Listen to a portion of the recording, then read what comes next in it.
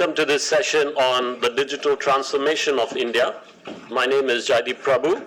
I'm the Nehru Professor of Indian Business at Cambridge Church Business School, and I'll be the moderator for this session. We have two excellent panelists with us this morning. Peter Dahlstrom, who's the Senior Director of McKinsey and Company, and Francis White, who's Vice President of AliveCor.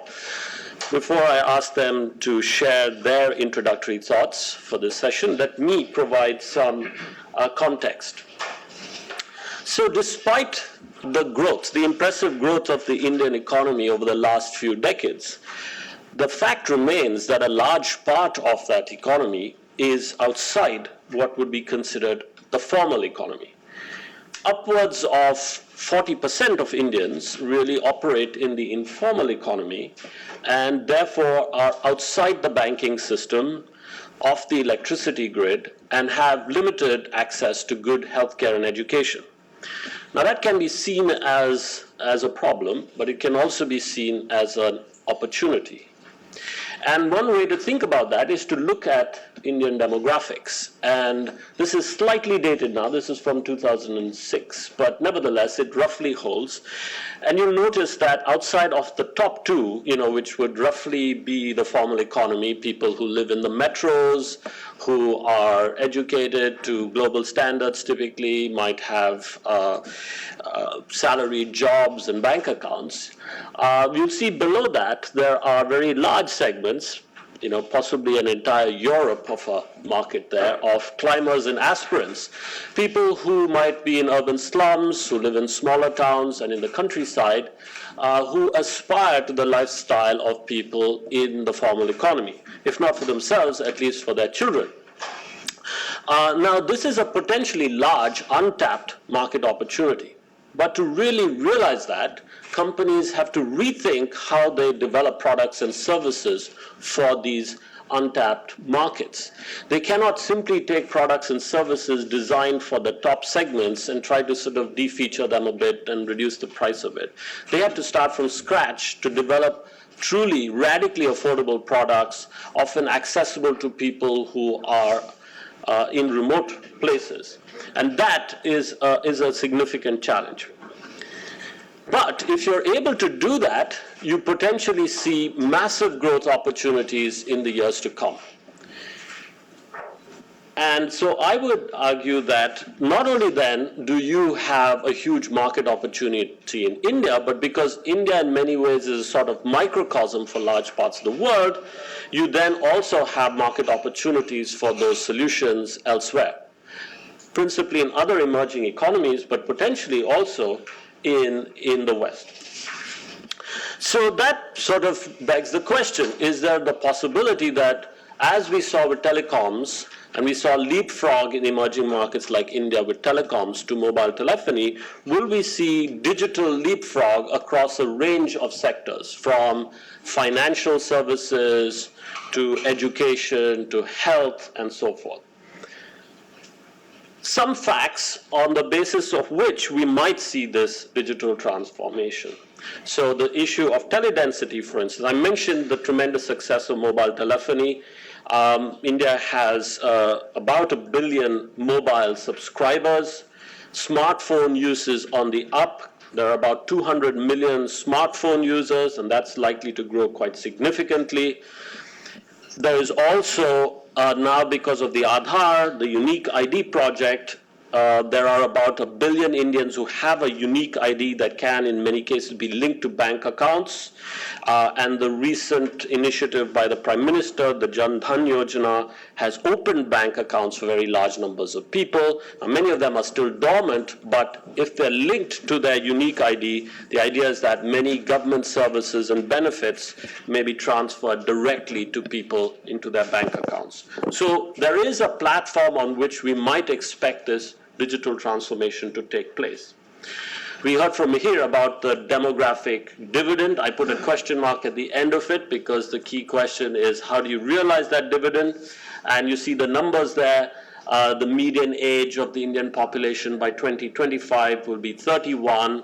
Most people are of working age, supporting those who may be too young or too old to work, and that is a potential driver of growth. These young people, in a sense, are not used to legacy technology or legacy behaviors. They go direct to digital. Many of them will be using products and services that are digital for the first time.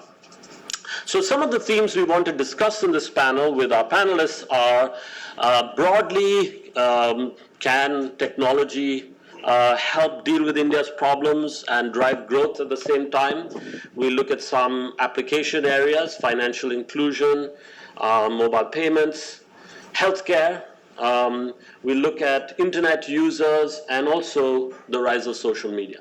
So with those few introductory remarks, I'd now like to turn to our panelists, and I'd like to invite Peter Dahlstrom from McKinsey to say a few words, and then I'll ask Francis to say a few words, and then we'll have a discussion and open it up to questions. Great, thank you very much. So Peter Dahlstrom is my name. I represent something which is called Digital McKinsey, which is roughly 20% of our staff is today in what we call Digital McKinsey. And it's growing 60-70% per year, simply because the demand from governments, but also large corporates, and actually digitizing themselves is so large. Roughly 4 years ago, we did a fairly large piece of work on India and the impact of digitization.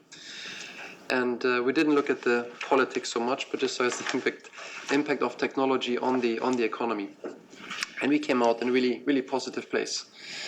At the time, the internet penetration in India was roughly 10%. So you had 120, 125 million internet users. And we predicted there's going to be 380 million by 2016. It's actually 460 million. So we went from 120 million internet users to 460 million internet users. It's a different internet penetration. It's mostly mobile. So 75% of new internet users are actually mobile internet users, or mobile-only internet users, which is quite different from China or Malaysia, which is 10-15% mobile only. So it's quite different internet penetration compared to other emerging markets as well. If you look at the impact of internet's contribution to GDP, 4 years ago it was 1.6% of GDP. Today it's 3% of GDP. So a significant increase in the importance to actually drive the growth in GDP. As you predict for the next decade, by 2025, we believe that what today is roughly 100 billion of internet-based contribution to GDP will be 550 billion to 1 trillion. So from 100 billion of internet-based contribution to GDP, we'll go to 550 to 1 trillion. To give you a sense for the magnitude of that, basically represents 20 to 30% of the GDP growth is internet-based contribution to GDP growth. So really important driver of the growth that we discussed before, whether it's 10% or 7-8%, the internet-based part of that growth is significant, enabled by politics, but it is a fundamental technology-based drive towards that. And just to give you some illustration of what that is driven by, it's things like, up to 400 million people of the 1.3 billion actually having access to healthcare services, 300 million people having access to being financially included, and actually being able to transact, not in an informal economy with all the leakages that happen there, but actually in a formal, electronically based channel economy.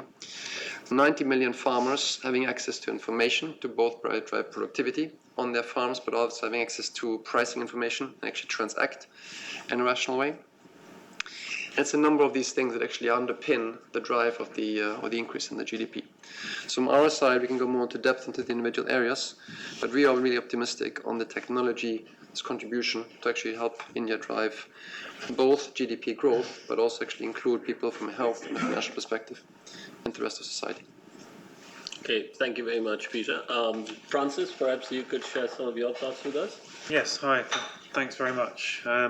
Francis White, I work for AliveCor, which is a UK affiliate of Silicon Valley-based startup, and we're building out medical technology that is utilising the smartphone. And our first product is a clinical grade ECG that does automatic heart rhythm analysis and tells you if you're in serious shape or if you're in good shape for things like atrial fibrillation, which cause stroke. Now, it's clear that India has huge smartphone ownership and huge need in terms of medical technology. It's a country with a big divide, as many are, but it seems very extreme. And it also seemed to us almost an obvious fit for our product. You know, it sits on the back of a phone, it's easy to go anywhere, you can use it connected or unconnected across remote areas. You don't have to be trained or educated to use it. It seemed to make sense. But, you know, facing then the Indian market is a lot more complex than perhaps it might look from an office looking out over San Francisco.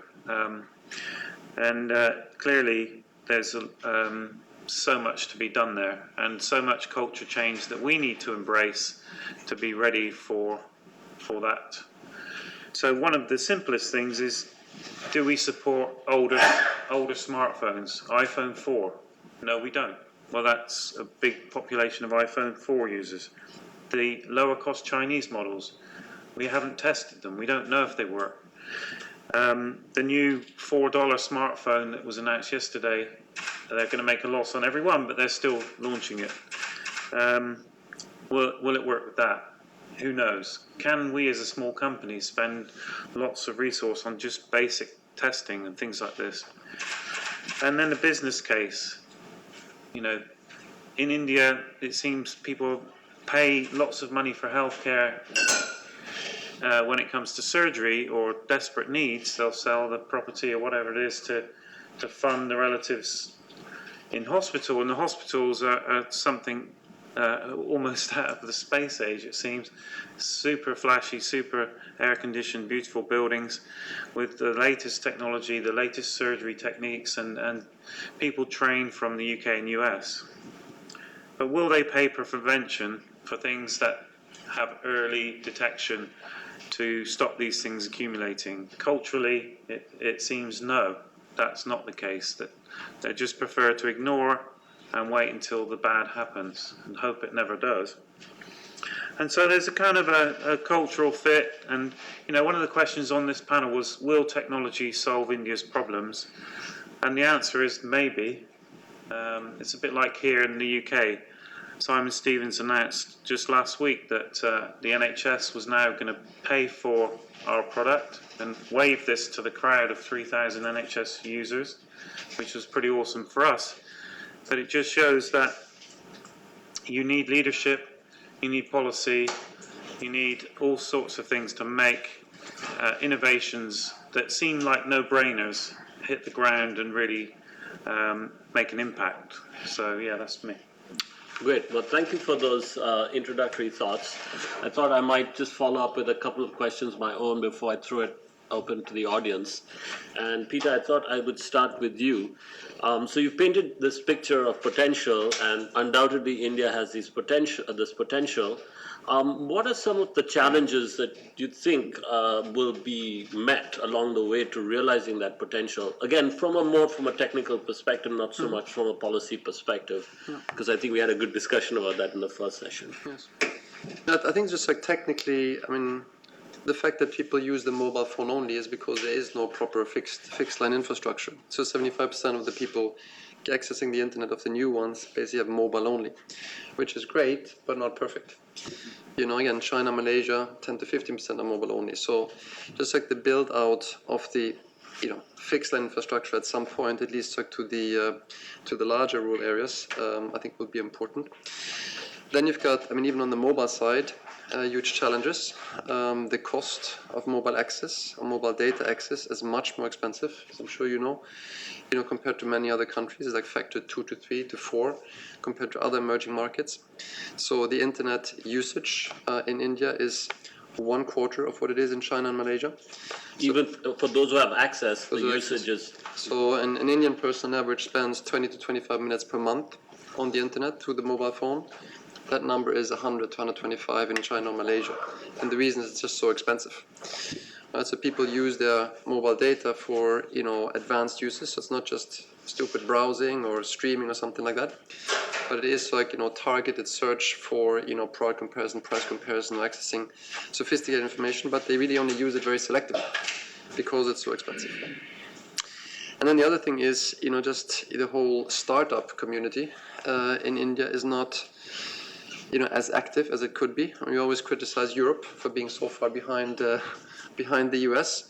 I think India is far behind, even Europe, or if you compare to China, way behind. So if it comes to, e-commerce use, if it comes to, the suppliers that are actually creating offerings, India is really behind. The government has not created, venture capital funds, has not subsidized investments in startup companies, and therefore the whole, ecosystem is not by far as developed in India as it is, for example, in China or other Asian markets.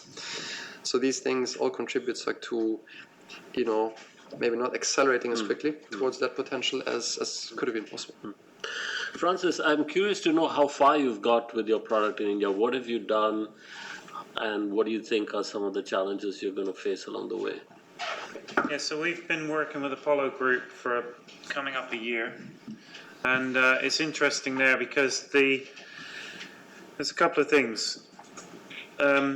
Turkeys don't typically vote for Christmas, right? We all know that, and doctors are paid on things like people coming to see them. If you give a technology out to your patients that stops them having to come to see you, it's kind of a difficult decision. And so some of these things aren't as easy as they might appear.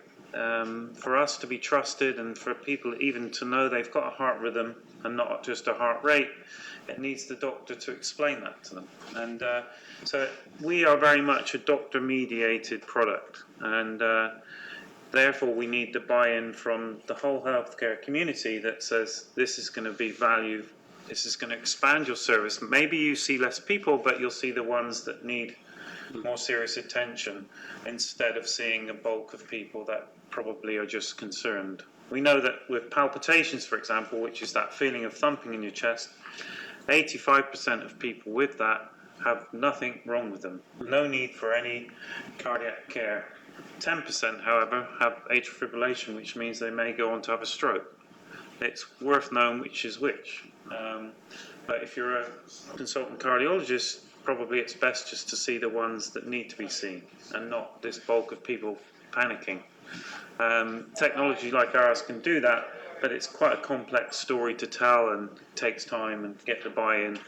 And it's exciting actually as well to be now part of a program called Tech Emerge, which is run by the IFC, which is part of the World Bank.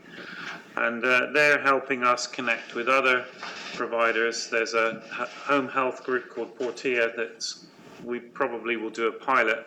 And their concept is very much in line with ours, and that's to keep people out of the hospital. So that could be a much better fit. That's early days, but let's see. So just a follow-up question to both of you. I've been very interested in this notion of frugal innovation and how large multinationals, but also Indian companies and startups, are in a way using India as a lab to try out, frugal innovations across the board, whether they're in financial services, whether it's in healthcare or in education and so forth, often on a digital platform, often, for instance, through, telemedicine or mobile payments and so forth. What's your view on that? Do you think that India could be a lab where if you prove some of these business models that could then be taken elsewhere? I think so. I mean, there's lots of small examples, also from consumer product companies, but also technology enabled, of people who just figure out ways to do things much less expensively, because people spend so much less money on the mobile phone. So again, an ARPU, average revenue per user, for a mobile user in India maybe it's $2, $2.50, something like that. So you need to figure out different ways to actually bring the services to them, compared to a US customers, subscribers spends $50. So one little silly example is it's got nothing to do with healthcare or financial inclusion, as if it's an entertainment product. But there's some startups that deliver movies to Indian subscribers in much less expensive ways. There's a technology called Vinova, which basically creates compression technology that allows you to use less bandwidth to transfer films onto a mobile device. In certain parts of India, it's different language. In the southern parts of India, you speak a different language. They've got different, movie stars, different movie productions, so you can get access to the content really inexpensively. So they've created a business system where basically for $1 per month, you get access to all that content, transferred very inexpensively because you lose less bandwidth with this new technology. Content is relatively inexpensive, and created this business to show how you can get access to unlimited content for $1 per month. And again, so think about scaling that beyond that region of India to the rest of India, and then beyond that using the same technology. So that's one little silly example of how people do things in creative ways, which you can then scale up. Thank you. I think it's a wonderful example. Francis, any reflections on that? Are you doing that yourselves? Yeah, I think what we have to face is that there's different ways of living and different ways of conducting life. So, for example, I was there the week before last in Delhi, and thought I was out with a guy, and we went to India Gate, which is an amazing memorial there, and I said, let's get back to the hotel with Uber, because I have Uber on my phone. Seems to work everywhere else. But what we didn't anticipate was the point that was mentioned earlier, that the internet is so expensive, data is so expensive, that our cab driver was turning it off in between. So he didn't actually know exactly where we were. It took us about 25 minutes in phone calls to say, look, we're around the corner here. And then when we did go back to my hotel, we used my data service from Vodafone UK to find us with Google Maps back to the hotel, because the driver didn't want to turn on his data services. So the Uber product is great, and it's transformed a lot of people's journey experiences, but it certainly isn't quite appropriate for India just yet. So when we look at our product, we have to look at business models, pay-per-use rather than upfront fees, and other different creative ways to make it appropriate for that market. We cannot just say, here's a product that sells well in the US, it's selling well in Europe, buy it. It doesn't quite work like that. Thanks for that. Okay, yeah, so we have a question here and then a question there. So if you could get the microphone to the gentleman there. And if you could just say your name and maybe where you work. Hello, my name is Mohan Luthra. I'm an academic. It's interesting that you alluded to this whole difficulty of affordability of technology. In one's younger years, there used to be a technology movement called the intermediate technology movement, right? Obviously, in the digital age, it'll be a joke to talk about intermediate technology, but having heard you, there is certainly a whole issue about focusing on relevant, affordable technology in terms of taking cognizance of the economic environment, right? But I think it's not been fleshed out as a separate discipline, and it obviously connects very well with reverse engineering, the Jugaad issues and all that. But I think it's not been platformed and as a concept, it has not been packaged and sold for purposes of focused investment. Do you have a response to that, Paul? I'm not really sure. I think we do have to try and get the communication right, that this is affordable in the context of the equivalent. So if for example, going to hospital and having old-fashioned 20-year-old monitors that you wear stuck to you, which is still used mostly here, in that context it is lower cost, and so it's a different sort of technology. But if you just say, here's a gadget up against other gadgets, it's going to freak people out because of the cost. So it's about getting the story right, I think, and getting the positioning right, as well as the pricing models. Yeah, I think there's another comment to that is, it's a scale thing also. So building out technology is a huge fixed cost. As you see that internet penetration goes from 125 million people to 800 million people, you by and large, not completely, but by and large, you've got the same fixed line or mobile infrastructure that you run it on. So I think, as the usage goes up, the marginal cost, to actually add users goes down. So I think just to think through the pricing models also for the people providing the services, whether it's the telecom operators or the guys like you who deliver the applications on top, you need to have like some ice in your stomach to lose money for a while until you build up the user base. And that's again a huge difference between, you're lucky you've got a US investor. If you look at the big unicorns, or like the successful startups with a market cap of $1 billion or more, the European ones, 60% of the unicorns make money. So they're actually profitable. So we're relatively conservative in the way we run these startup businesses. In the US, less than 10% of the unicorns actually make money, bottom line money. So basically invest to grow the top line. If you look at the market cap, the revenue multiples of European-based startups is 18 times revenues. The market cap of Silicon Valley or US-based startups is 46 times revenues. So they're completely different valuations. So they don't make any money, but they grow the top line much, much more. So I think it's also a question of how you price things to make it affordable, to basically build the scale, bring down the marginal cost, and then over time to begin to make money, which of course is painful because you go through the trough and you need to get more access to capital, which again is easier in the US than in Europe or certainly India. But that's the way it seems to work for those who actually want to bring technology to a larger market at a cost-effective price. And I think the only thing I'd like to add to that is that you would probably see a two-track. You'd see people trying to sort of introduce business models that work with the existing technology, while perhaps somebody else or they themselves invest in the longer-term infrastructure, moving it to the next technology frontier. So you see that with phones, mobile phones. There are lots of business models that operate with basic feature phones and text messaging in things like mobile payments, while people are also working towards making smartphones cheaper and improving data transmission costs and so on. And people like Facebook operating in markets like India recognizing that the cost of data is so high, have things like Facebook Slideshow, where you don't get streaming video, but you get still photographs in a kind of essay format, and that reduces it. So you have interim solutions while they're working on things like internet.org or the Google Loon and so forth. I think we had a question here. Yes, thank you.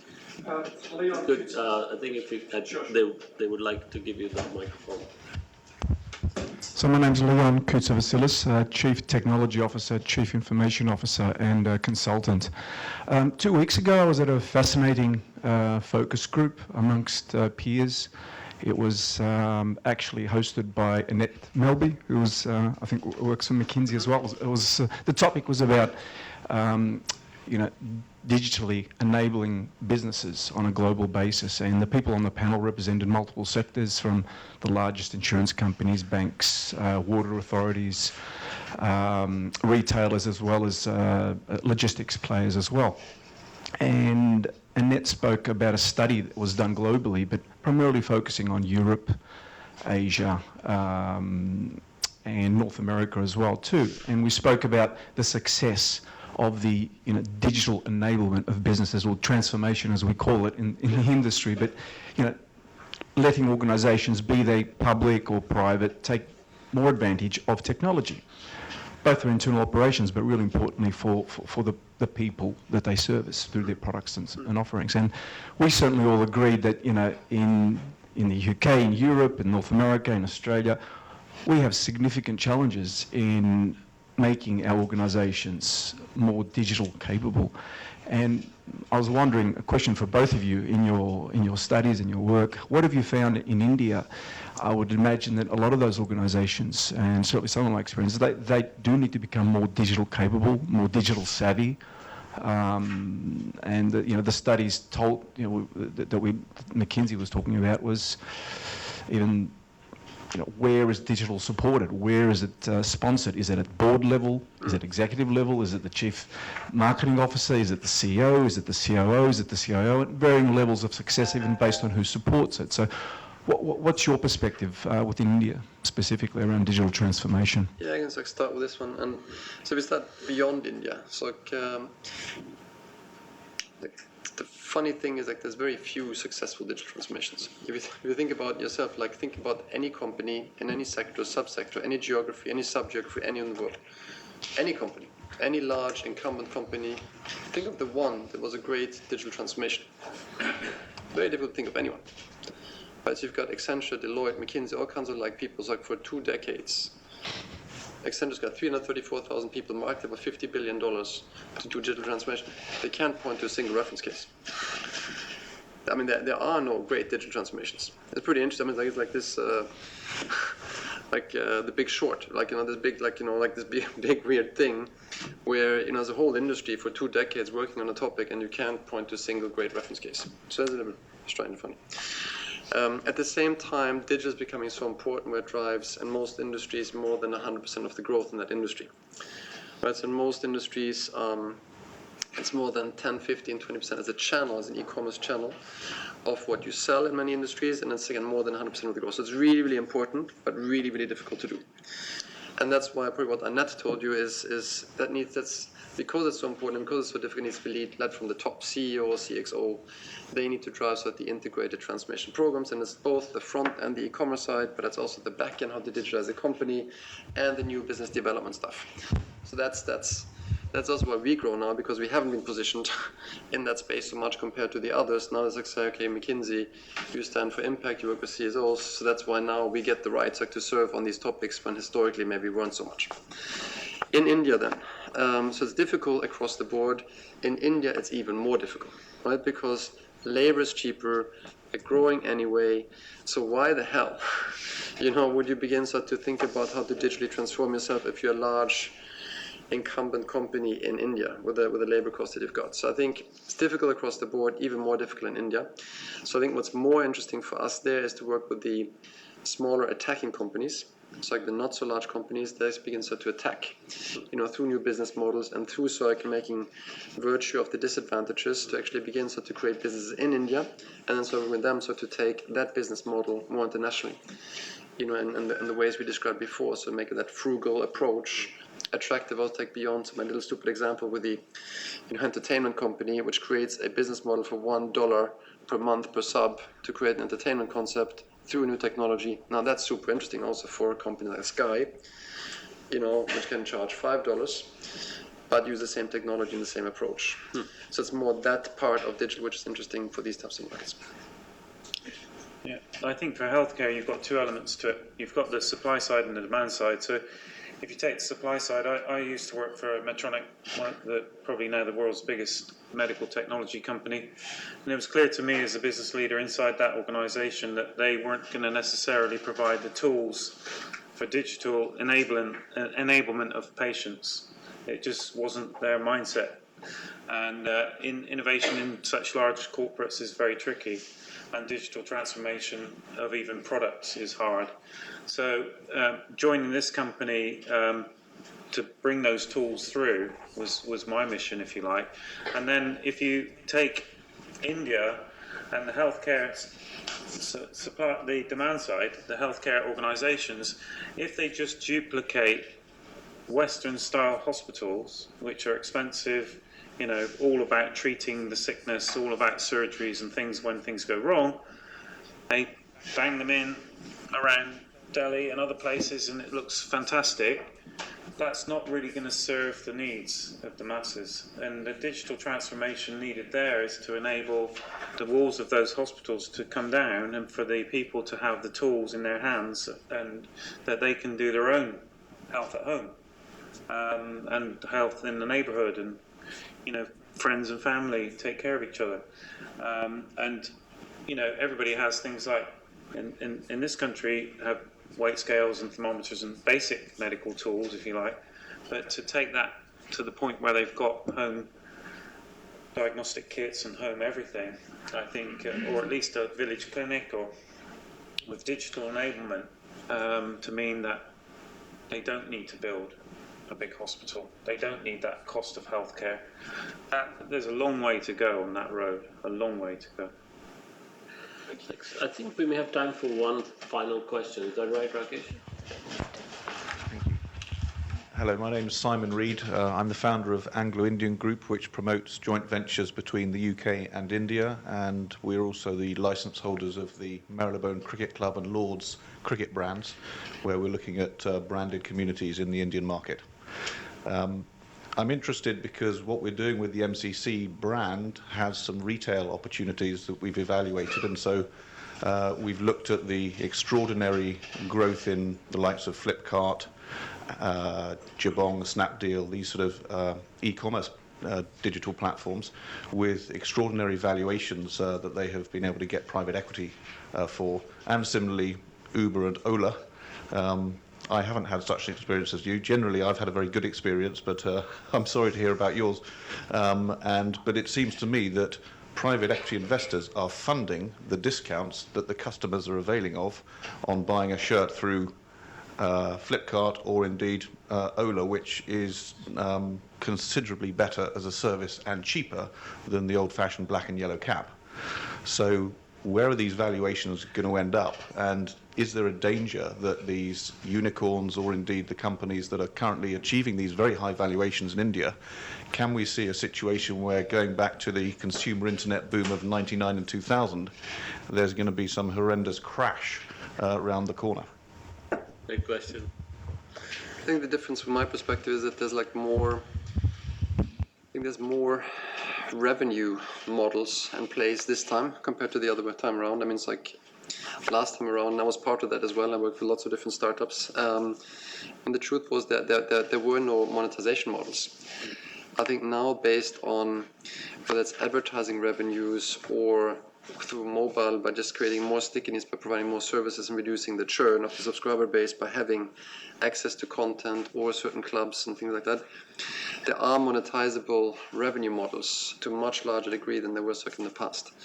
And the other thing is that more of these companies have deeper technology platforms, so it's a bit more difficult to copy, or other asset bases that's like just make it more difficult to create like Me Too's, which we saw a lot of. So there's like, you started with one, you had like 15 different fashion portals that all looked and felt the same. So the sense I have is that there's a lot more robustness this time around how to monetize it. I think the scale up also has happened a lot faster this time, and there's like higher barriers to entry because of the technology depth. So I'm at least more optimistic than I was the last time. Because if you've been through it and it's been painful, right? So you always ask yourself, is it different this time? And my sense is it is different this time. Francis, you want to add anything? Yeah, I think with healthcare, again, you've got very different barriers to entry to any other market. So one is does it work? Is it any good? Is it valid and medically proven? And other things that, how does it get to people? It doesn't tend to get to them by their own choice. They tend to get recommended by a doctor or a healthcare professional. And then who pays? Well, in India it's self-pay, so that's actually probably a good thing in terms of speed of these unicorns growing, if you like. But I don't think you can build a company in healthcare and hype. And if you look at the story of Theranos, I think it's going to be a Hollywood movie soon. Which should be a good watch. But, Silicon Valley's kind of learning the hard way that you cannot replicate what you might have done in other industries in healthcare. It doesn't happen. You don't have an overnight unicorn success. You have, I've worked for 3.5 years in the UK market in obscurity to get to the point where Simon Stevens announced payment. It's not, it doesn't happen overnight. It's a very different type of thing. But the good thing about that is once it's in, it's hard for other people to come in. So you've got that kind of slow to get through the wall, but then there's a good barriers to protect you once you're in. So. Great. Any final brief concluding thoughts from either of you or both of you? I think the only other thing I would say is that the combination of these things, like more people having internet access, more people being financially included, more people being healthy, more people farming better, getting better. So the combination of these things, I think it's difficult to tell exactly, what the growth rates will be. But I think in combination, these things could be great for everybody. Could be even greater for India, which has had this disparity. and bring some of the people, I can't remember, like you call them something. Yeah, The aspirers or whatever, yeah, like bring these climbers. people so like up to a moderate level. I think the opportunity could be even larger for India than for many other places. Yeah, my final appeal to India is really to think differently and not to say we have to replicate the Western models of healthcare, but to say what's new, what can we do differently? Let's start afresh with fresh eyes. And there is no infrastructure in certain places. Why copy the broken models that people are? How many percent of GDP is the US up to with still healthcare worse than we have? So it's kind of like let's look at it with fresh eyes and look at digital tools as enablement to build a better future there, I think. Well, that's a great point on which to stop. I want to thank our panelists, Peter Dahlstrom from McKinsey and Francis White from AliveCor. And I think now we have a coffee break.